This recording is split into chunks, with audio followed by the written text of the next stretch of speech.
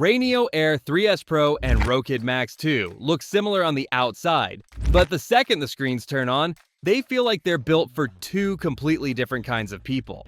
One focuses on brightness and clarity that actually holds up in real-life lighting. The other leans into immersion with a bigger, more cinematic virtual screen.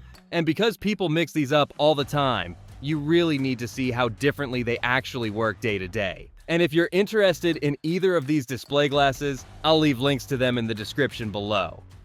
What these glasses actually are and what they are not. Let's reset expectations because this matters more than specs.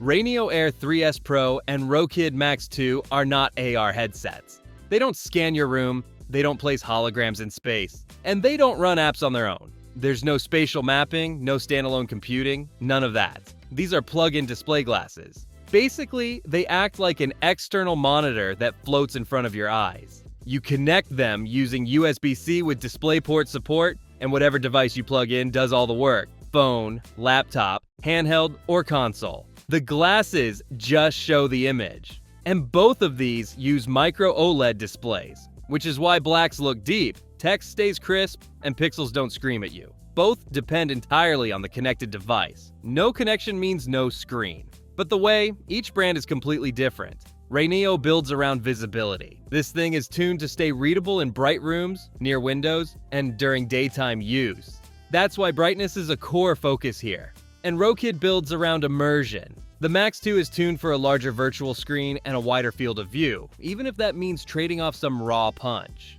And that design choice changes everything the moment you put them on. Display philosophy and real visual experience. This is where the real difference shows up, and you'll feel it in the first 10 seconds. RayNeo Air 3S Pro pushes extremely high perceived brightness, rated up to 1200 nits. And you should also know this isn't just a number for marketing. Brightness decides whether a display survives real life, daylight, lamps, screens nearby. RayNeo is clearly tuned to fight light instead of giving up. The display runs at 120 Hz, so motion looks smooth, scrolling feels natural, and handheld gaming doesn't stutter.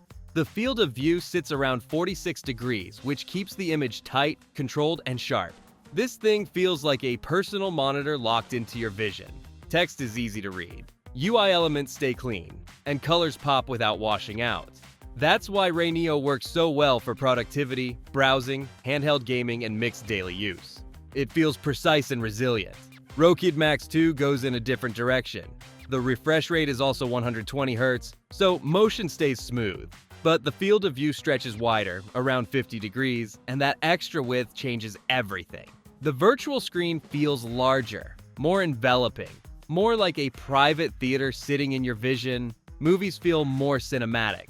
Games feel more immersive. Long videos are easier to sink into because the screen occupies more of your view instead of floating neatly in front of it. But here's the trade-off you should actually care about. Bigger screens rely more on controlled lighting. Rokid prioritizes immersion over raw brightness, which means it shines most in indoor or dimmer environments.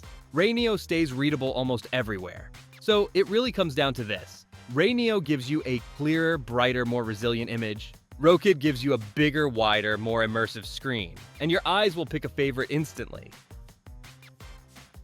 Comfort, weight, fit, and long session wearability. Now this is where people stop caring about specs and start caring about their face. Both RayNeo Air 3S Pro and Rokid Max 2 are light enough that you don't immediately feel like you've strapped tech to your head. RayNeo comes in around 76 grams, and Rokid Max 2 sits close at about 75 grams. On paper, that's basically a tie. On your face, it's more complicated. RayNeo feels balanced and stable. The screen sits slightly tighter in your view, which helps reduce that stretched eye feeling during longer sessions. And because the display isn't as wide, your eyes don't have to work as hard to scan edge to edge. That matters more than people realize when you're wearing these for an hour or two. Rokid feels lighter than expected because the weight is spread well, but the wider field of view means your eyes are covering more visual ground. For movies and games, that's great. For long reading or productivity sessions, some people feel fatigued sooner, not because it's heavy, but because your eyes are doing more work. And here's a huge difference you should also know about. Rokid Max 2 includes built-in diopter adjustment from 0 to -6.00D. That means if you're nearsighted, you can dial in focus without prescription inserts. Faster setup, less friction, easier daily use. RayNeo supports prescription inserts instead. That works fine, but it adds one more step and one more accessory to think about. So comfort isn't just grams, it's display placement, eye movement, controls, setup, and everyday usability. This is where expectations need to be realistic. These are not gesture-heavy glasses. You're not waving your hands in the air or pinching menus like a sci-fi movie. Most of the interaction happens on the device you plug them into.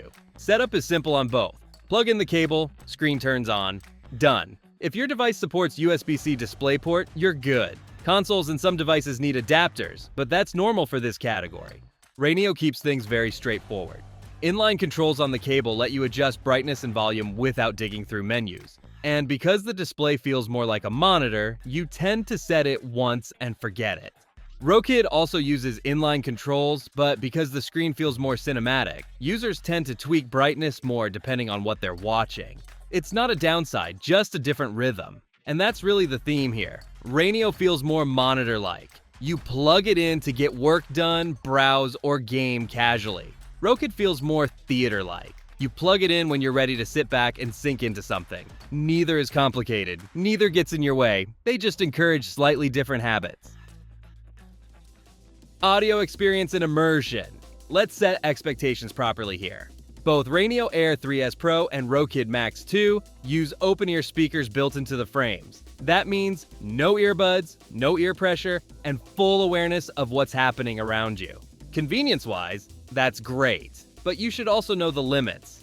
Bass is light. Privacy is minimal. In a quiet room, people nearby can hear what you're listening to. These speakers are designed for casual use, and not cinematic audio. RayNeo's audio fits its personality. It's there when you need it, clear enough for videos, browsing, and handheld gaming. It matches the utility-first feel of the display. Rokid's audio pairs better with Immersion, but it still benefits massively from earbuds or headphones if you're watching movies or gaming seriously. The screen pulls you in, but the audio won't fully match that scale on its own. So think of built-in audio as a bonus, not the main event. Both do the job, but neither replaces real headphones. And now that you understand comfort, setup, and audio, this is where the decision becomes painfully clear. Because real-life use cases don't lie. Real-life use cases and who each one actually fits. This is where everything clicks, because specs don't matter if they don't match your day. RayNeo Air 3S Pro fits best if your day is active, mixed, and unpredictable. If you work or browse during the day, move between rooms, sit near windows, or use your glasses in bright environments, RayNeo just behaves better. The higher brightness, tighter image, and controlled field of view make it easier to read text, browse the web, write, or use a handheld without constantly adjusting anything. And if you're someone who plugs into a laptop, phone, or handheld multiple times a day, this thing feels effortless. It's sharp, it's readable. It doesn't fight the environment. You put it on and get on with whatever you're doing. If you value clarity over size, RayNeo fits your rhythm. Rokid Max 2 fits a different lifestyle. If your usage leans more toward movies, long videos, or gaming sessions, Rokid starts making more sense. The wider field of view and larger virtual screen pull you into the content faster. You're not just watching something, you're settling into it. And if you're nearsighted, the built-in diopter adjustment from 0 to -6.00D is a big deal. No inserts, no extra setup needed. You dial it in, and you're done. That convenience adds up quickly if you use these often. Final verdict. Here's the cleanest way to think about this. RayNeo Air 3S Pro is built around visibility and precision. Rokid Max 2 is built around immersion and scale. That's the real difference, and everything else flows from that. If you want a display that stays readable almost anywhere, feels like a personal monitor, and works effortlessly for daily tasks, RayNeo is the smarter pick. It's reliable, clear, and easy to live with. If you want a bigger virtual screen, more cinematic viewing, and built-in vision adjustment that simplifies daily use, Rokid makes more sense. It's designed to pull you into content and keep you there. Neither is a bad buy. The only wrong choice is buying the immersive one when you needed clarity, or buying the bright one when you really wanted a theater on your face. And that's it for today.